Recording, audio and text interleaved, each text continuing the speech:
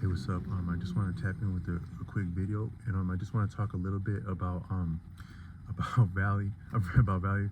Now, you might see this hat on my head. Like, now, it's kind of funny. Like, sometimes I wear a hat like this, right? And people be like, oh, damn, that looks fly. Like even people you don't get compliments from, they'll be like, that looks fly. But sometimes you don't know the more deeper undertones of what looks cool and what doesn't. So like a lot of stuff that looks cool, like I might wear a hat like this, right? And this hat would look cool. Or I might have a hoodie, right? Like I was looking at some badass jackets today that I actually might need for a purpose. And this dude was telling me like, yeah, man. And then when it gets colder out, you don't got to worry because you could put a sweater under it. I was like, oh yeah, you can have the hood popping out too, right? He's like, hell yeah, that looks sick, man.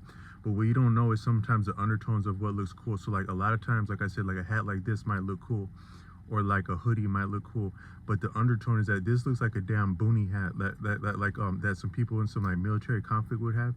And you might have seen like pictures from like back in the day, like different like horrible parts of the human history where people were actually like wearing stuff like this for a reason. Or you might have like that hood, like that, like a lot of people they like that look of a hood. But a hooded sweatshirt, it conveys at least two things. It's like, one is that you could conceal a weapon with the hoodie. That's actually why I think that might be why like law enforcement would have a issue with like people wearing hoodies and stuff like that, because you could nicely tuck away like a weapon in there and fuck someone right on over with something that you'd put in a hoodie. But that hood, it more so it draws undertones of like hooded Klansmen in the day.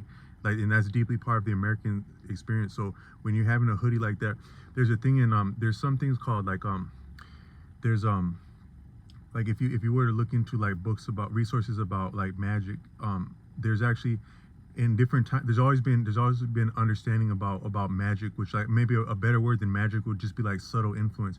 We are permeated by subtle influences. When you get a text message come through the walls, come through across great lengths like that, great distances, and you can understand someone's voice clearly like that, that you can appreciate that as a subtle influence. That's real enough because these devices, they're also sensitive enough, so they're built off of fine materials of the earth, where this reality is that sensitive that it can pick up and decipher a transmission, an influence that subtle as to be invisible and go through walls at the speed of light. If that's not subtle and if that's not a subtle influence.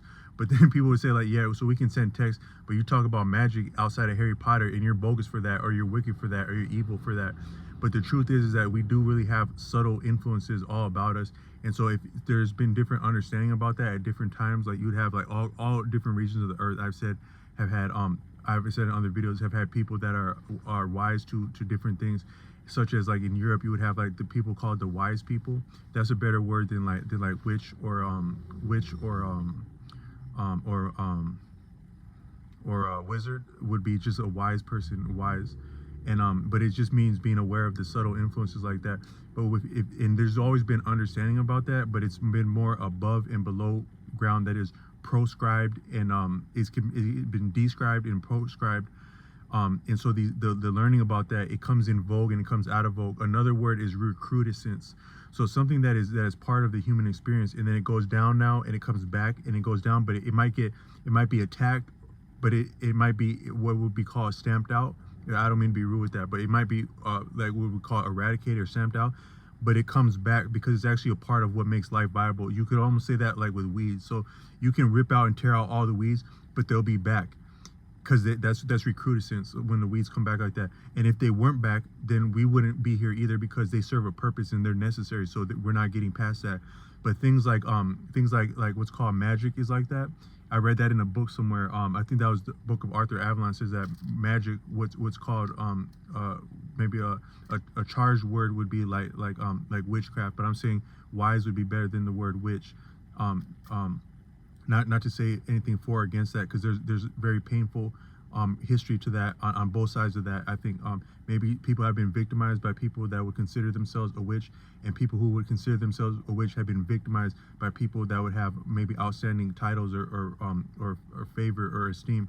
So there's pain on all sides of anything. But another one would be like gang life, gang activity. That's something that has recrudescence, because that's always been part of the human experience. It might be more or less in vogue, and then so like now we're in like the digital age, and we have like fancy technology and lots of opportunities to learn about anything, but we still have things like gangs with us, as we always have.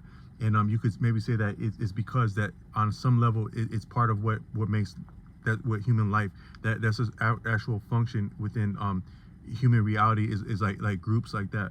And this is a little bit different than where I was coming with this video, but it's part of it. It is that, so you think about like you where I have a family member that works like around like things that are things that are that have like potent social and legal ramifications.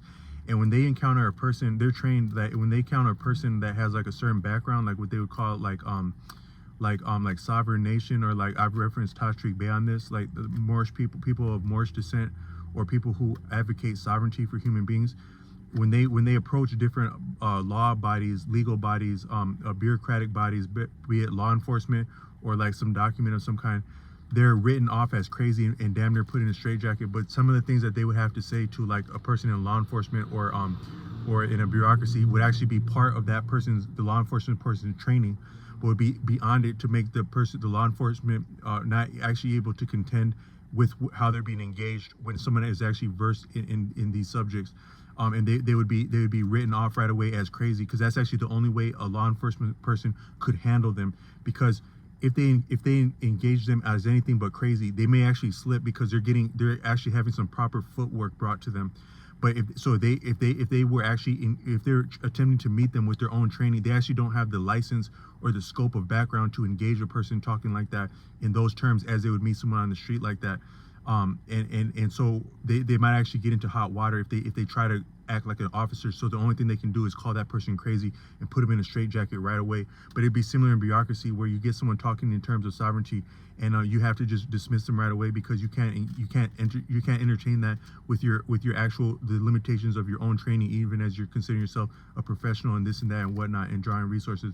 So, but what they would appreciate in terms of like sovereignty is that it's not so much. So what is sovereignty? Like if I walk down the street and I say, damn it, I'm a grown man and I have the rights and entitlements of being a man. I came from the earth, so I'm a part of the earth. I'm also a male, so a male comes with certain giftings. But actually, just because I'm part of the earth means that I'm valuable and I'm worthwhile, and you can't disrespect me as though I'm not part of this earth. Now, somebody may or may not appreciate that, or they may write that off. But if I'm part of a people, if I'm part of a people that will support me and stand up for me right now, or when they hear about some bullshit that happened to me, now you have to engage me differently. So according to Tashriq Bey, is that we have no rights, standing, or privilege or entitlement whatever in this life outside of being connected to a human family, our birthright, our heritage as being members of the human family. You cannot be born on this earth without a lineage and a heritage that is connected to human beings, and therefore being a part of a human family. But the different political machinations and designs, they more so enfranchise and disenfranchise members of the human family, which were all members of the human family, but upon arbitrary pretenses and social constructs of race, ethnicity, gender, this and that. And there's actual genetic living natural components to what would give someone these different appearances and distinctions, but it's ratcheted up and it's arbitrary in order to just hoard advantage. So like even something like race, that's a social construct, race that skews advantage along lines in a broader motion that serves or doesn't serve vast groups of people, and there's contention within that. But the fact remains that you're standing, what must be respected about you is your connection to a broader group of human beings, your human family.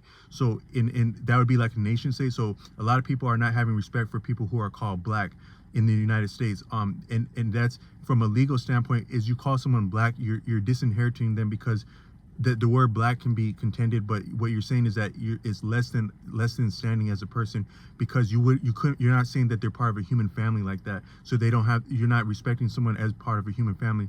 But in a street sense, you see someone that has like, they have like a certain attire that would suggest an affiliation to a street group.